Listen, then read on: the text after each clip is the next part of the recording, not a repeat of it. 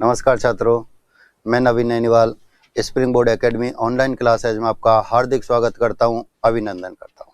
जैसा कि पिछली क्लास तक हमने ए भाग पूरा किया था 50 अंक का, जो हमारे सिलेबस में व्याकरणात्मक बिंदुओं को लेकर आया था। तो व्याकरण के जो 12 बिंदु हमारे सिलेबस में थे उनकी हमने चर्चा की, वो 50 अंक का। उस ए भाग पर ही बे और से भाग पूर्णतः आश्रित हैं, निर्भर हैं। ठीक है, आज हम शुरू करते हैं बे भाग, जो हमारे सिलेबस में 50 अंक का हुआ करता है, जिसमें बिंदु होते हैं हमारे पल्लवन, संक्षिप्तीकरण, पत्र और एक पैराग्राफ राइटिंग। ये हमारे हुआ करते हैं, जिसमें पत्र 20 नंबर का होता है। तो आज हम पत्र के साथ ही आपके साथ हैं, जहां से प्रश्न पूछे जाते हैं। 2 पत्र हमसे लिखवाए जाते हैं और पत्र में भी कार्यालयी पत्र हमारे सिलेबस में होते हैं। तो बहुत सामान्य सी बात ये जानना चाहूं कि पत्र किसे कहते हैं, पत्र किसे कहते हैं। आज व्यवहारिक जीवन में पूर्ण रूपेण विलुप्त हो चुके हैं, समाप्त हो चुके हैं, देखने को नहीं मिलते, लेकिन सिलेबस में बचे हुए हैं। कार्यालयी पत्र वो अभी भी हमारे सिलेबस में चलते हैं और इनकी हमको तैयारी करनी है। तो पत्र किसे कहते हैं? वह लिखित माध्यम जिससे व्यक्ति अपने भाव या विचारों को दूसरों के समक्ष पहुंचाता है, दूसरों के पास पहुंचाता है, पत्र कहलाता है। यानी जब हम अपनी बातों को मौखिक रूप से दूसरे तक पहुंचाने में समर्थ नहीं होते हैं, तब उन्हें हम किसी कागज पर लिखकर भेज देते हैं और वही हमारा पत्र कहलाता है। इन पत्रों को सबसे पहले पहुंचाने का काम संवदिया किया करते थे। एक व्यक्ति विशेष होता था, 2-4 गांव में एक हुआ करता था, वह सबकी कुशल क्षेम लिया करता था और चारों तरफ पहुंचा दिया करता था। यही उसकी आजीविका का साधन भी हुआ करता था। वह सबके समाचार इकट्ठे करता और सब जगह पहुंचा दिया करता था। इसके बाद आपको याद हो, कबूतर आए। कबूतरों के माध्यम से पत्रों को एक स्थान से दूसरे स्थान पर पहुंचाने लगे। इसके बाद पोस्टमैन आए, डाकिया। वो हमारे पत्रों का वितरण किया करते थे, इधर से उधर समाचार उनके माध्यम से आया करते थे। हम पोस्टमैन को आते ही प्रसन्न चित्त मुद्रा में नजर आते थे कि कहीं से कोई समाचार आया है। इसके बाद आज की हम बात करें तो मोबाइल आ गए, जिससे हम अपनी कुशल क्षेम तुरंत पलक झपकते ही दूसरों के पास पहुंचा दिया करते हैं। तो पत्र वह लिखित माध्यम जिससे व्यक्ति अपने भाव या विचारों को दूसरों के समक्ष पहुंचाता है, पत्र कहलाता है। ठीक है, अब पत्रों की बात करें तो इनका हम वर्गीकरण 4 प्रकार से करते हैं। पहला होता है हमारा व्यक्तिगत या पारिवारिक पत्र, दूसरा हमारा होता है सामाजिक पत्र, तीसरा हमारा होता है सरकारी या कार्यालयी पत्र और चौथा होता है व्यावसायिक पत्र। अब हमारे सिलेबस में इनमें से क्या है? कार्यालयी पत्र, सरकारी पत्र, इनकी हम चर्चा करते हैं। तो पत्र ये हमारे सिलेबस में है। वह लिखित माध्यम जिससे व्यक्ति अपने भाव या विचारों को दूसरों तक पहुंचाता है, उसे पत्र कहते हैं।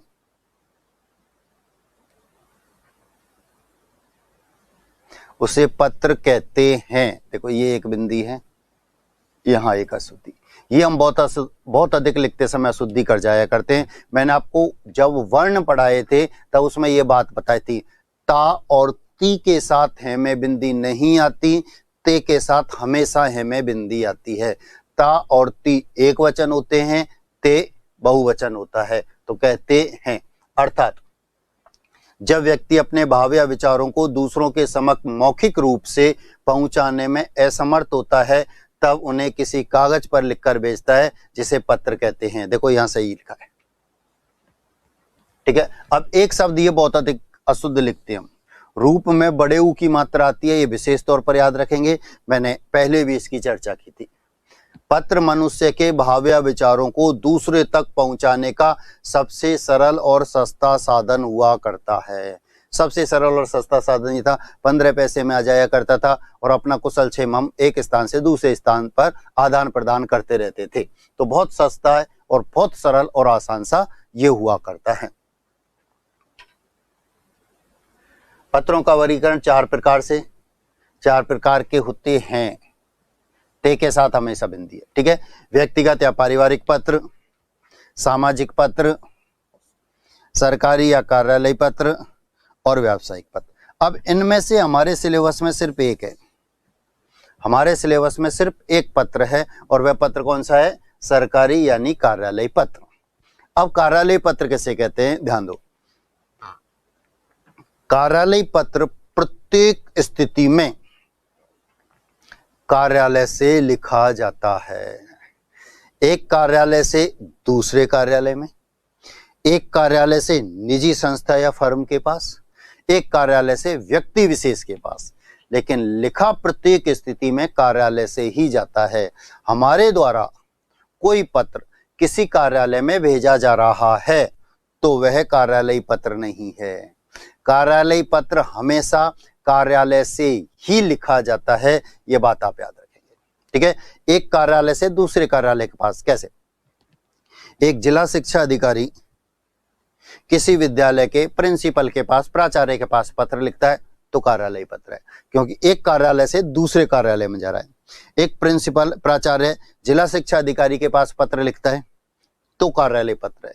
एक देखो, सीनियर अधिकारी जूनियर अधिकारी को और जूनियर अधिकारी सीनियर अधिकारी को पत्र लिख सकता है। ये छोटा कार्यालय बड़े कार्यालय को, बड़ा कार्यालय छोटे कार्यालय को पत्र लिख सकता है, लेकिन लिखा प्रत्येक स्थिति में कार्यालय से ही जाता है। तो एक कार्यालय से दूसरे कार्यालय, वरिष्ठ अधिकारी, और दोनों तरह से यहाँ पत्र हमारे सामने आता है। ध्यान देना, एक कार्यालय से दूसरे कार्यालय में। अब निजी संस्था या फर्म के पास कैसे जाता है? आरएस का एक विज्ञापन जारी हुआ, पद थे 800 और फॉर्मों की संख्या 8 लाख आ गई। 8 लाख फॉर्म आ गए। सरकार के पास आरपीएससी के साथ 8 लाख छात्रों को एग्जाम कराने की उचित व्यवस्था थी, आसानी से करा सकती थी। किसी कारणवश पेपर पोस्टपोन्ड हो गया, ठीक है। अब आरपीएससी क्या करती है कि पदों की संख्या कुछ बढ़ा देती है, जो 800 थे उनको 1200 कर देती है, लेकिन नए आवेदन और मांग लेती है। नए आवेदन और मांगे तो अब आवेदकों की संख्या हो गई 11 लाख। जैसे ही आवेदकों की संख्या 11 लाख आई, आरपीएससी की बैठक व्यवस्था चरमरा गई। तो वह क्या करती है? अब निजी संस्था और फर्म के पास पत्र डालती है, यानी प्राइवेट स्कूल और कॉलेज के पास, विद्यालय और महाविद्यालय के पास, ठीक है, पत्र डालती है कि आपके विद्यालय में या महाविद्यालय में कितने छात्रों की बैठक व्यवस्था हो सकती है, ब्यौरा प्रस्तुत करें। तो एक कार्यालय से निजी संस्था या फर्म के पास गया पत्र, तो ये भी कार्यालय पत्र है। अब व्यक्तिगत के पास कैसे? Joining letter. ज्वाइनिंग लेटर एक कार्यालय से व्यक्ति विशेष के पास जाता है, दिनांक इतने से इतने तक आपको, इस समय तक आपको ज्वाइन करना है, नहीं तो आपकी अस्थायी नियुक्ति निरस्त कर दी जाएगी। तो एक कार्यालय से कहाँ आया? व्यक्ति विशेष के पास। तो याद रखना, कार्यालय पत्र प्रत्येक स्थिति में कार्यालय से ही लिखा जाता है। एक कार्यालय से दूसरे कार्यालय के लिए, एक कार्यालय से निजी संस्था या फर्म के लिए, एक कार्यालय से व्यक्ति विशेष के लिए, लेकिन लिखा प्रत्येक स्थिति में कार्यालय से ही जाएगा। एक बात याद रखना, कार्यालय पत्र, जितने भी कार्यालय पत्र होते हैं वे सब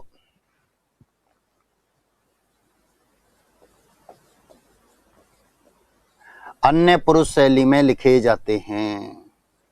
अन्य पुरुष शैली में लिखे। पुरुष कितने होते हैं? पुरुष होते हैं 3, उत्तम पुरुष, मध्यम पुरुष, अन्य पुरुष। उत्तम पुरुष जो होता है वह कथन को कहने वाला होता है, वक्ता होता है जो कहता है। मध्यम पुरुष जो है कथन को सुनने वाला होता है, जो श्रोता होता है। और जिसकी हम चर्चा करते हैं वह अन्य पुरुष होता है, ठीक है। जैसे राम और रावण दोनों के मध्य युद्ध हो रहा है, इस वृत्तांत को मैं आपको बता रहा हूं, तो मैं क्या हुआ? उत्तम पुरुष, कहने वाला। आप सुन रहे हैं तो आप क्या हुए? मध्यम पुरुष। राम और रावण जिसकी हम चर्चा कर रहे हैं वो हमारे लिए क्या है? अन्य पुरुष। याद रखना, मोटे तौर पर मैं ये कहता हूं कि जो हमारे सामने प्रत्यक्ष में नहीं होता है। जो हमारे सामने प्रत्यक्ष में नहीं होता है वह हमेशा अन्य पुरुष होता है। जो हमारे सामने प्रत्यक्ष में नहीं है, जो हमारे सामने ही नहीं है, वह हमारे लिए क्या है? अन्य पुरुष। तो जितने भी कार्यालयी पत्र होते हैं, जितने भी सरकारी पत्र होते हैं, वे सभी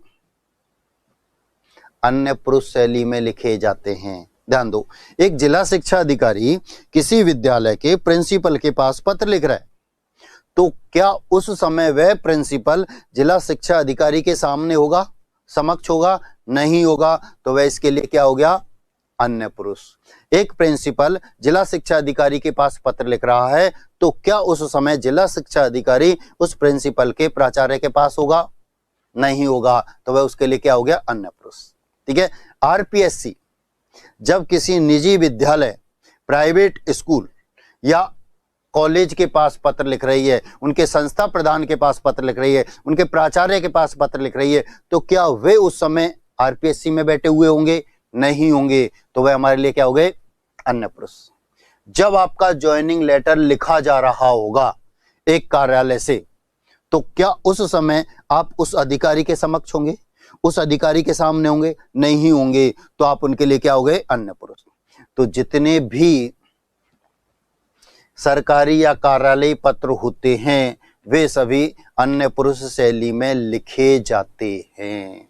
ठीक है। सिर्फ अर्धशासकीय पत्र को छोड़कर।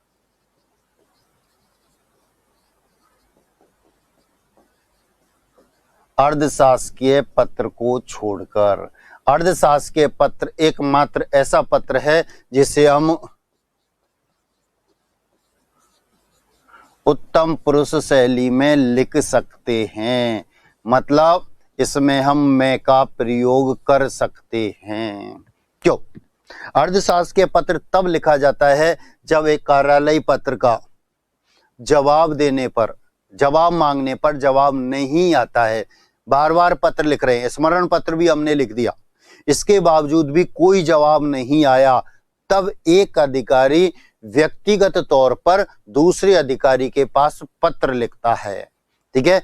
तब वह उसे समझाता है कि मैं आपके पास एक कार्यालय पत्र, एक अनुस्मारक पत्र पहले डाल चुका हूं, जिनका आज तक आपने कोई जवाब नहीं दिया है। यह कार्य बहुत ज्यादा महत्वपूर्ण है, इसलिए सभी कामों को छोड़कर शीघ्र, अति शीघ्र इस पर ध्यान दें।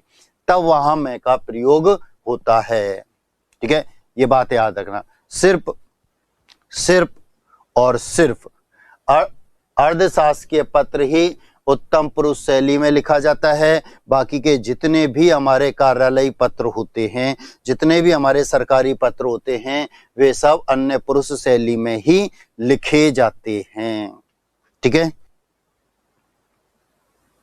कार्यालय पत्र वह पत्र जो एक कार्यालय से दूसरे कार्यालय को, निजी संस्था या फर्म को या व्यक्ति विशेष को लिखे जाते हैं, उसे सरकारी या कार्यालय पत्र कहते हैं। इसमें कोई आदेश हो सकता है, निर्देश हो सकते हैं, सूचना हो सकती है, नियमों का निर्धारण हो सकता है, नियुक्ति हो सकती है, पदोन्नति हो सकती है, पदमुक्ति हो सकती है। इन सब की सूचना कार्यालय पत्रों द्वारा प्रेषित की जाती है, भेजी जाती है।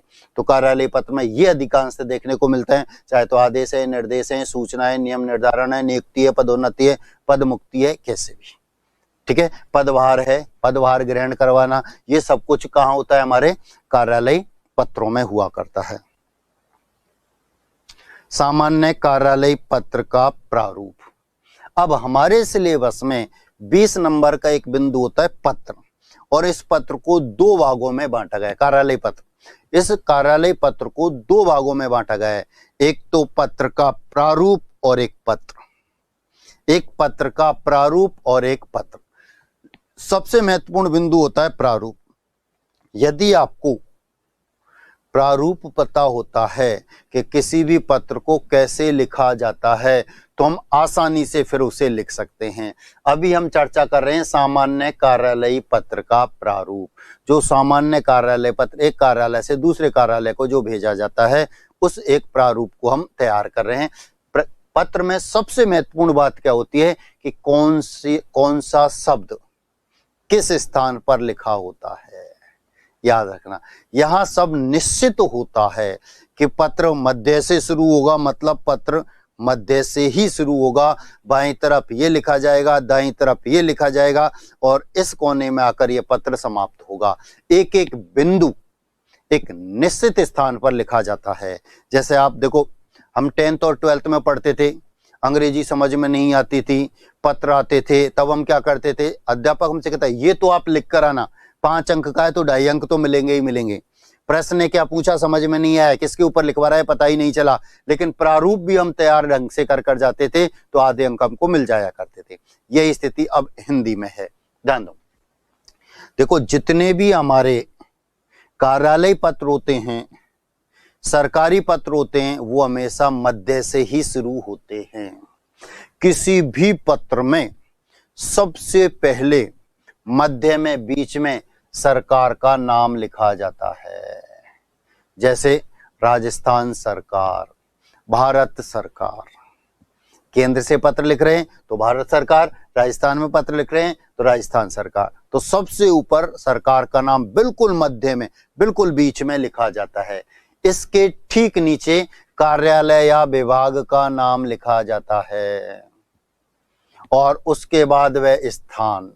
अब यहां महत्वपूर्ण बात क्या है, देखो कार्यालय विभाग का नाम लिखते ही आपको अल्प विराम लगाना है, स्थान का नाम लिखते ही आपको पूर्ण विराम लगाना है। ठीक है। अब कार्यालय जिला शिक्षा अधिकारी जयपुर, ठीक है, राजस्थान राज्य पथ परिवहन निगम सीकर, कोई भी, तो ये तो कार्यालय का नाम होता है। ये कार्यालय का नाम एक पंक्ति में भी हो सकता है, 2 पंक्ति में भी हो सकता है, 3 पंक्ति में भी हो सकता है। आवश्यकता अनुसार जब कार्यालय का नाम बड़ा हो जाता है तो हम उसे नीचे लिखते हुए चले जाते हैं। ये भी राजस्थान सरकार या सरकार का जो नाम होता है उसके ठीक नीचे लिखा जाता है। तो आपकी अब 2 पंक्तियां या 3 पंक्तियां हो चुकी हैं। याद रखना, आप किसी भी प्रश्न का उत्तर खत्म होने तक बीच में एक भी पंक्ति खाली नहीं छोड़ेंगे।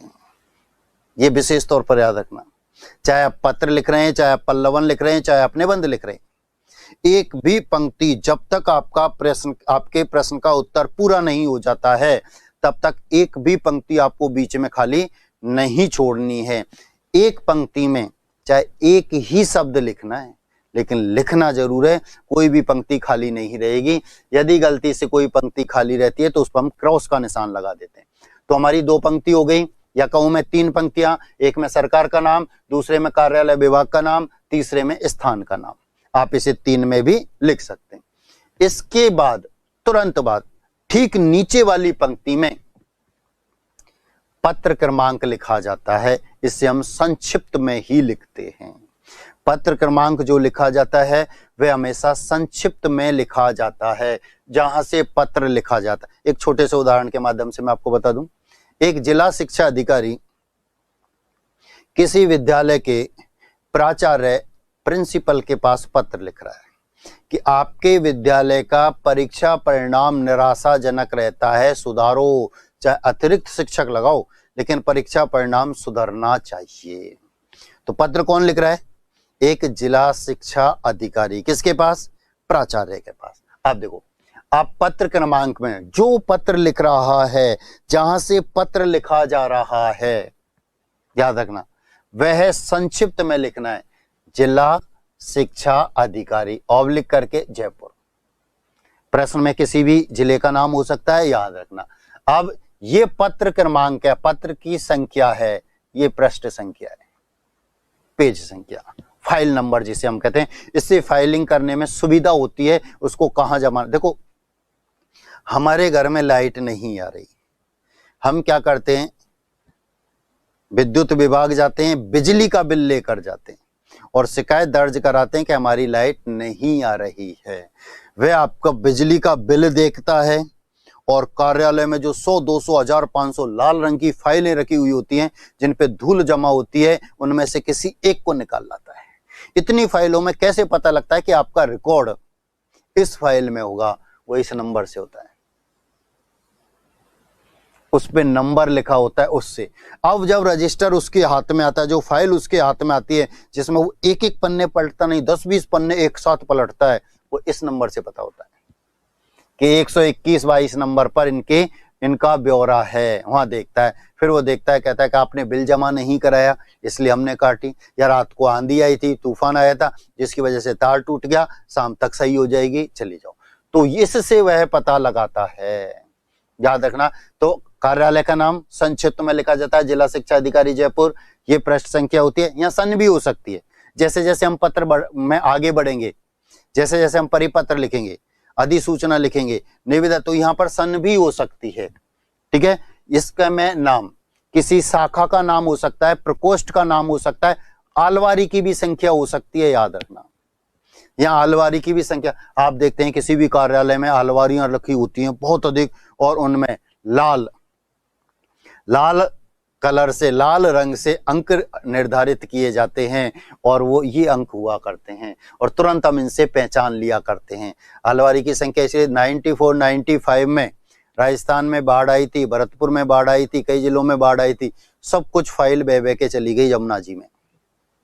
तो उनके लिए सारे रिकॉर्ड खत्म हो गए थे, उसके लिए आलवारियां निर्धारित की गई थी, तब आलवारियों में रखे जाते हैं। आज तो कंप्यूटर आ गए, सारे डाटा उसमें सेव हो जाया करते हैं, ठीक है। तो ये अलवारी का नाम।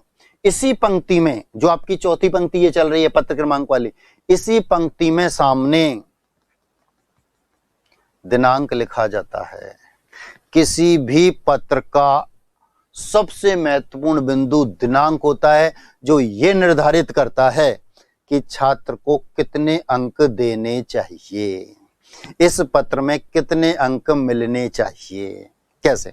अभी मैंने आपको एक बहुत सामान्य सी बात बताई कि एक जिला शिक्षा अधिकारी किसी विद्यालय के प्रिंसिपल के पास पत्र लिख रहा है, प्रिंसिपल के पास पत्र लिख रहा है, ठीक है। और वैसे क्या बताया था कि आपके विद्यालय का परीक्षा परिणाम निराशाजनक रहता है, सुधारो। अब जिला शिक्षा अधिकारी जब प्रिंसिपल के पास पत्र लिख रहा है तो दिनांक क्या आएगा? ये दिनांक निर्धारित करता है कितने अंक। हम 8वीं में पढ़ते थे, 10वीं में पढ़ते थे, तब हमारे सिलेबस में प्रार्थना पत्र हुआ करते थे। प्रार्थना पत्र में एक पत्र लिखा करते थे, शुल्क मुक्ति हेतु, फीस माफ के लिए एक पत्र लिखा जाता था, ठीक है। पूरा राजस्थान एक ही बात लिखता, सेवा में श्रीमान प्रधानाचार्य महोदय, राजकीय उच्च माध्यमिक विद्यालय, सब पूरा की पूरा राजस्थान एक ही बात लिखता था कि मेरे पिताजी एक गरीब किसान हैं। लगभग सब यही लिखते थे, मेरे पिताजी एक गरीब किसान हैं, ठीक है। हम 8-10 भाई बहन हैं, आपके विद्यालय में पढ़ते हैं, कई पिताजी नहीं रखते थे, माताजी सिलाई करती हैं, ये सब कुछ लिखा करते थे। और कई छात्र तो बहुत बड़ी गड़बड़ी करते थे कि मेरे पिताजी एक लिपिक हैं, क्लर्क हैं, ये लिख कर आते थे। अरे सरकार अपने कर्मचारी को इतना वेतन तो देती है कि वे अपने परिवार का पालन पोषण सकुशल कर सके, इसलिए ये शब्द तो उपयुक्त ही नहीं था। मैं भी ये पत्र लिखाता था और इस पत्र की शुरुआत में मैं लिखाता था मेरे पिताजी एक किसान हैं, गरीब शब्द गायब करता था, गरीब नहीं लिखाता था, किसान हैं। अब शुल्क मुक्ति का कारण क्या था? फीस जमा नहीं करा सकते थे, उसका मैं एक ही कारण लिखता था कि इस बार मावट ना पड़ने की वजह से फसलों में काफी नुकसान हुआ है, इसलिए फीस जमा नहीं करा सकते, फीस माफ करें, ठीक है। अब एक शब्द लिखता था मावट। इंटरनेशनल गरीब नहीं है, हर बार फीस माफ नहीं कराएंगे, इस बार मावट नहीं पड़ी जिससे फसलों में नुकसान हो गया, फीस माफ कर दो। एक ही कारण से पूरे 5 के 5 अंक मिल जाया करते थे, ठीक। अब जब हम ये पत्र लिखते थे तो अंत में हम लिखते थे धन्यवाद, और धन्यवाद के ठीक नीचे दिनांक लिखते थे। अधिकांशतः छात्र वही दिनांक लिखते थे जिस दिनांक को एग्जाम हो रहा है। 5 मार्च, 10 मार्च, 17 मार्च, 12 मार्च, मार्च में, अप्रैल में एग्जाम हुआ करता है, वही लिखते थे। अब बताओ, शुल्क मुक्ति, फीस माफ करा रहे हैं, मार्च में कराओगे क्या? साल भर तो पढ़ लिए, अब फीस माफ करें तो कौन सा समय आता है, कौन सा दिनांक आता है? जुलाई, जुलाई का महीना। फीस जमा कब होती है? जुलाई में। तो वहां क्या आया? जुलाई का महीना। अब हमारे प्रश्न के अनुसार जिला शिक्षा अधिकारी किसी विद्यालय के प्रिंसिपल के पास पत्र लिख रहा है। ठीक है, विषय क्या है कि तुम्हारे विद्यालय का परीक्षा परिणाम निराशाजनक रहता है, सुधारो। इसे सुधारने के लिए पत्र लिख रहा है, तो दिनांक क्या आएगा, यह महत्वपूर्ण बिंदु है। अब दिनांक क्या आएगा, जनवरी का पहला सप्ताह। क्यों, कैसे पता लगेगा छात्र कमजोर हैं? अर्धवार्षिक परीक्षा के आधार पर, अर्धवार्षिक परीक्षा के आधार पर कमजोर छात्रों की सूची तैयार कीजिए। अर्धवार्षिक परीक्षाएं कब होती हैं? दिसंबर में। कब होती हैं? दिसंबर में। ठीक है, और एग्जाम के तुरंत बाद विंटर ब्रेक आ जाता है, शीतकालीन अवकाश आ जाता है, और फिर विद्यालय खुलता है 1 जनवरी को। तो जनवरी का पहला सप्ताह, यहां दिनांक होता है जो सामने लिखा हुआ है। ठीक है, अब ये जो दिनांक होता है ये हमेशा 2 अंकों में लिखा जाता है, ये याद रखना। ये हमेशा 2 अंकों में ही आपको लिखना है। 9 तक संख्या है तो आप उससे पहले 0 लगाएंगे, 10 के बाद तो स्वतः ही आपके 2 अंक हो जाएंगे। ठीक है, तो आप लिखेंगे 05। जिस महीने में पत्र लिखा जाता है उस महीने के तुरंत बाद अल्प विराम कॉमा लगाया जाता है, और ये जो सन होता है इसे हमेशा 4 अंकों में ही लिखा जाता है। इसे आप 4 अंकों में ही लिखेंगे, यानी हमने लिख दिया 5-1-19, गड़बड़ हो जाएगी। याद रखना, ये पत्र में लिखा नहीं होता। याद रखना, यदि आप यहां दिनांक शब्द लिखना चाहें तो लिख सकते हैं, नहीं लिखना चाहें तो कोई फर्क नहीं पड़ेगा। आप सीधा दिनांक लिखेंगे 5 जनवरी 2021 जो भी है। ठीक है, कार्यालय पत्र, ये हेडिंग के रूप में रहता है कार्यालय पत्र। कहां से लिखा जा रहा है? कार्यालय से। ठीक, अब होता है प्रेषिति। प्रेषिति किसे कहते हैं? जिसको पत्र भेजा जाता है, भेजने वाला प्रेषक होता है। जो पत्र लिखता है, जो पत्र भेजता है वो प्रेषक होता है, और जिसको पत्र लिखा जाता है, जिसके पास पत्र पहुंचाया जाता है, वह क्या होता है? हमारा प्रेषिति। ठीक, अब प्रेषिति को पत्र लिख रहे हैं सेवा में। सेवा में, सेवा में श्रीमान, इन शब्दों का प्रयोग तब किया जाता है जब एक कनिष्ठ अधिकारी वरिष्ठ अधिकारी को पत्र लिखता है, एक जूनियर अधिकारी सीनियर अधिकारी को पत्र लिखता है, तब इन शब्दों का प्रयोग होता है। और यदि एक सीनियर अधिकारी जूनियर अधिकारी को पत्र लिख रहा है, वरिष्ठ अधिकारी कनिष्ठ अधिकारी को पत्र लिख रहा है, तब इन शब्दों का प्रयोग नहीं होता है। यहां जिला शिक्षा अधिकारी किसी विद्यालय के प्रिंसिपल के पास पत्र लिख रहा है तो क्या सेवा में श्रीमान लिखा जाएगा? लिखा जाएगा क्या? नहीं लिखा जाएगा, क्योंकि वरिष्ठ अधिकारी कनिष्ठ अधिकारी को पत्र लिख रहा है। यदि इसी पत्र को प्रिंसिपल प्राचार्य जिला शिक्षा अधिकारी के पास लिखता, एक कनिष्ठ अधिकारी वरिष्ठ अधिकारी के पास पत्र लिखता, तब यहां लिखा जाता सेवा में श्रीमान। और सेवा में श्रीमान हम लिखते हैं ना, सेवा में एक गलती क्या होती है कि मैं बिंदी आती है, हम ये नहीं लिख पाते। मैंने आपको ये 2 शब्द विशेष तौर पर बताए, मैं और नहीं में हमेशा बिंदी आती है, मैं और नहीं में हमेशा बिंदी आती है, तो आपको यहां बिंदी लगानी है। ठीक है, इसके तुरंत बाद अल्प विराम लगाना है, इसके तुरंत बाद अल्प विराम लगाना है, और अल्प विराम के ठीक नीचे से ही, नीचे वाली पंक्ति से फिर आपको पत्र लिखना है। अधिकारी का पद, सबसे पहले अधिकारी का पद लिखा जाता है। हम लिखते हैं सेवा में श्रीमान प्रधानाचार्य महोदय। तो प्रधानाचार्य क्या है? अधिकारी का पद है कि प्रधानाचार्य के पद पर वह आसीन है, विराजमान है। तो पहली पंक्ति में हम लिखते हैं अधिकारी का पद, उसके तुरंत बाद अल्प विराम लगाते हैं। नीचे लिखते हैं कार्यालय का नाम क्या हुआ, किस कार्यालय में कार्यरत है? राजकीय उच्च माध्यमिक विद्यालय, और उसके भी तुरंत बाद अल्प विराम लगाते हैं। और नीचे की पंक्ति में स्थान लिखा जाता है जयपुर, भरतपुर, बाड़मेर, डूंगरपुर, कहीं भी, और उसके तुरंत बाद पूर्ण विराम लगाया जाता है। अधिकारी का पद, कार्यालय का नाम, दोनों के बाद अल्प विराम, स्थान के बाद पूर्ण विराम। अब पूर्ण विराम में क्या गलती होती है, कई छात्रों की आदत में होता है कि पूर्ण विराम जब लगाते हैं तो उसके नीचे बिंदी लगा जाते हैं। ऐसा नहीं, पता नहीं होता, पता सबको होता है लेकिन आदत में है, इसलिए हमने क्या किया, बिंदी लगा दी। अरे जिसकी आदत में था उसके लिए तो बहुत बड़ी समस्या हो गई, क्योंकि ये विस्मय आदि बोधक चिन्ह होता है कि जो हम बात कह रहे हैं वो सही भी है या नहीं, हम खुद असमंजस में, खुद आश्चर्य में। इस चिन्ह का मतलब ये होता है, तो इसका प्रयोग नहीं करना है, याद रखना लिखते समय। तो हमने यहाँ लिख दिया स्थान और नीचे लगा दी बिंदी, पूर्ण विराम के नीचे बिंदी, तो विस्मय आदि बोधक चिन्ह बन जाया करता है। ठीक है, ये आपका हो गया। इसके ठीक नीचे वाली पंक्ति में विषय लिखा जाता है कि किस विषय पर पत्र लिखा जा रहा है, और विषय हमारा हेतु पर खत्म होता है। हेतु में छोटे ऊ की मात्रा आती है, उसके तुरंत बाद पूर्ण विराम आता है। ठीक है, हेतु पर यह खत्म होता है, तुरंत बाद पूर्ण विराम आता है। नीचे संदर्भ लिखा जाता है, यह आवश्यकता अनुसार होता है, ध्यान देना। यदि पहला पत्र लिखा जा रहा है एक कार्यालय से दूसरे कार्यालय के पास, एक कार्यालय से दूसरे कार्यालय के पास पहला पत्र, कार्यालय पत्र लिखा जा रहा है, तो संदर्भ लिखने की आवश्यकता नहीं होती है। आप लिखो तो बहुत अच्छी बात है, लेकिन इसकी आवश्यकता नहीं हुआ करती है। नहीं लिखेंगे तो कोई फर्क नहीं पड़ेगा।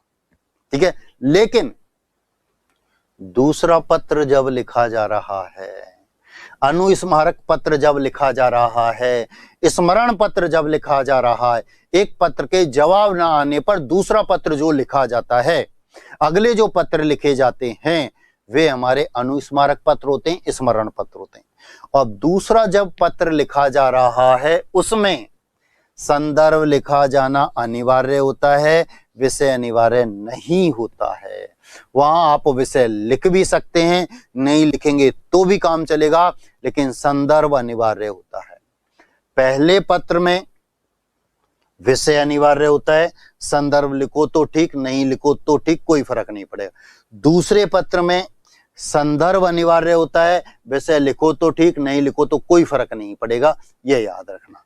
ठीक है, संदर्भ हमारा के क्रम में, के संबंध में, के बाबत, इन शब्दों पे लिखा जाता है। अंत में पूर्ण विराम लगाया जाता है, अंत में हम पूर्ण विराम चिन्ह। ठीक, फिर हमारे पत्र का आरंभ होता है, जिस विषय बिंदु पर पत्र लिखना होता है वह लिखा जाता है। उपर्युक्त विषय एवं संदर्भ अंतर्गत सूचनार्थ निवेदन है कि, अब देखो उपर्युक्त शब्द होता है, एक शब्द हम लिख देते हैं उपरोक्त। उपरोक्त कोई शब्द नहीं होता, याद रखना। उपर्युक्त विषय एवं संदर्भ दोनों लिखें, क्योंकि यहां दोनों लिखें। यदि प्रश्न में आपने सिर्फ विषय लिखा है, संदर्भ नहीं लिखा है, तो आप लिखेंगे उपर्युक्त विषय अंतर्गत। ठीक है, यदि आपने पत्र में विषय नहीं लिखा, संदर्भ लिखा है, तो आप लिखेंगे उपर्युक्त संदर्भ अंतर्गत। सूचनार्थ आएगा क्योंकि कार्यालय पत्र है। निवेदन, निवेदन शब्द का प्रयोग तब होता है जब कनिष्ठ अधिकारी वरिष्ठ अधिकारी के पास पत्र लिख रहा है, और यदि वरिष्ठ अधिकारी कनिष्ठ अधिकारी के पास पत्र लिखता है तब निवेदन शब्द का प्रयोग नहीं होता। उपर्युक्त विषय एवं संदर्भ अंतर्गत सूचनार्थ लेख है कि, तब हमारे के शब्द का प्रयोग होता है लेख, लेख है कि। ठीक है, और की छोटा आता है, वाक्यों को जोड़ने वाला जो की होता है ये योजक शब्द के रूप में प्रयुक्त होता है, ये छोटा होता है। वाक्य के अंतर्गत कारक के रूप में जो चिन्ह का प्रयोग, जैसे चिन्ह का प्रयोग करते हैं वह क्या होता है, हमारा बड़ी की होती है, याद रखना। ठीक है, तो उपर्युक्त विषय एवं सूचनार्थ अंतर्गत, संदर्भ अंतर्गत सूचनार्थ लेख है कि डैश डैश डैश। अब इसमें हम क्या करते हैं, जिस विषय पर पत्र लिखवाया जा रहा है, तो उपर्युक्त विषय एवं संदर्भ अंतर्गत सूचनार्थ लेख है कि आपके विद्यालय का परीक्षा परिणाम निराशाजनक रहता है। अर्धवार्षिक परीक्षा के आधार पर कमजोर छात्रों की सूची तैयार कीजिए और आवश्यकता अनुसार विषय विशेषज्ञ या विषय के पारंगत जो अध्यापक हैं उनकी अस्थायी नियुक्ति कीजिए, चाहे गेस्ट फैकल्टी मित्र योजना के तहत उनको अपने निश्चित समय के लिए सिलेबस पूरा कराने के लिए उनको अपने विद्यालय में रखो, ठीक है, और पहुंचा दो, तो और परीक्षा परिणाम सुधारो, ठीक है। फिर इसके बाद जैसे जैसे ही हमारा पत्र खत्म होता है, पूर्ण विराम, ठीक नीचे यहां हस्ताक्षर होते हैं, ठीक है, कोष्टक में नाम लिखा जाता है और नीचे पद लिखा जाता है। हस्ताक्षर में आपके हो गए, यहां लिखा जाता है क ख ग, जो भी है। पद हो गया जिला शिक्षा अधिकारी, ये हमारे यहां। इसके बाद ठीक नीचे पत्र क्रमांक दोबारा लिखा जाता है, पत्र क्रमांक दोबारा लिखा जाता है, याद रखना। अब पत्र क्रमांक देखो, जितने पत्र क्रमांक की चर्चा बात करेंगे, पत्र क्रमांक और दिनांक ये यथावत दोबारा लिखा जाता है। इसको अभी हम थोड़ा सा विराम देते हैं, आगे चर्चा करें। प्रतिलिपि, प्रतिलिपि सूचनार्थ एवं आवश्यक कार्रवाई हेतु, तीन उद्देश्य इसके हुआ करते हैं। सूचना होता है, पालना होती है और आवश्यक कार्रवाई हुआ करती है इनके लिए। अब प्रतिलिपि उन सभी कार्यालयों को भेजी जाती है जिन कार्यालय से इनका संबंध हुआ करता है, याद रखना। अब ध्यान दो, एक जिला शिक्षा अधिकारी किसी विद्यालय के प्राचार्य के पास पत्र लिख रहा है कि विद्यालय का परीक्षा परिणाम सुधारो, चाहे अतिरिक्त शिक्षक लगाओ। अब प्रतिलिपि दो काम करती है, एक तो काम करवाती है, एक धमकी भी देती है कि अब ये जिला शिक्षा अधिकारी एक पत्र माध्यमिक शिक्षा बोर्ड के पास भी पहुंचाएगा, वहां भी सूचित करेगा कि इस विद्यालय में 2 अतिरिक्त शिक्षक लगाए गए हैं, इनके वेतन की व्यवस्था भी करनी है, ठीक है। अब जिला शिक्षा अधिकारी ने प्रिंसिपल से कह दिया 2 अतिरिक्त शिक्षक लगा लो। अब प्रिंसिपल को टेंशन हो जाती है, चिंता हो जाती है कि इन्होंने तो कह दिया, इनका वेतन कौन देगा, वेतन तो ये मुझसे लेंगे। तो ये प्रतिलिपि इस बात को इंगित करती है कि एक पत्र माध्यमिक शिक्षा बोर्ड भी पहुंचा दिया गया है, आप उनके वेतन की चिंता मत करना, वहां से बजट आ जाएगा, तब आप वहां इनके वेतन की पूर्ति कर देना। तो आपको अपनी तरफ से चिंता करने की कोई आवश्यकता नहीं है। दूसरी, ये एक धमकी भी होती है कि जिला शिक्षा अधिकारी ने प्रिंसिपल को कहा और प्रिंसिपल ने कोई कार्रवाई नहीं की, तो ये कहता है कि देख, एक पत्र मैंने माध्यमिक शिक्षा बोर्ड को भी पहुंचा दिया है, अब तुझे सीधा जवाब माध्यमिक शिक्षा बोर्ड को देना पड़ेगा। मैं तो एक मध्यस्थ कड़ी थी, बीच की कड़ी थी, जो आपके पास सूचना प्रेषित कर रही थी, ठीक है। तो ये काम भी हमारा करवाया जाता है प्रतिलिपियों के माध्यम से। तो प्रतिलिपि अब जिन जिन के पास पहुंचानी होती है, माध्यमिक शिक्षा बोर्ड के पास पहुंचाई, एक पहुंचा दी हमने प्रिंसिपल के पास। अपने पास जो रखी जाती है वह रक्षित पत्रावली के नाम से जानी जाती है और ये सबसे अंत में लिखी जाती है। ये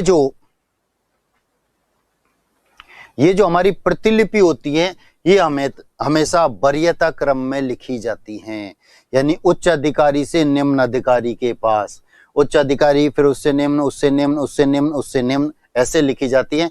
और सबसे अंत में अपने आप को लिखा जाता है, जिसका नाम रक्षित पत्रावली होती है।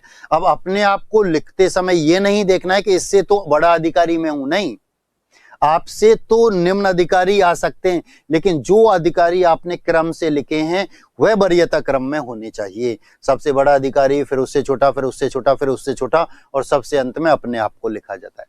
अब ये जितनी प्रतिलिपि आपने लिखी हैं, आओ दोबारा पत्र क्रमांक पर, ये पत्र क्रमांक में निर्धारित होती हैं।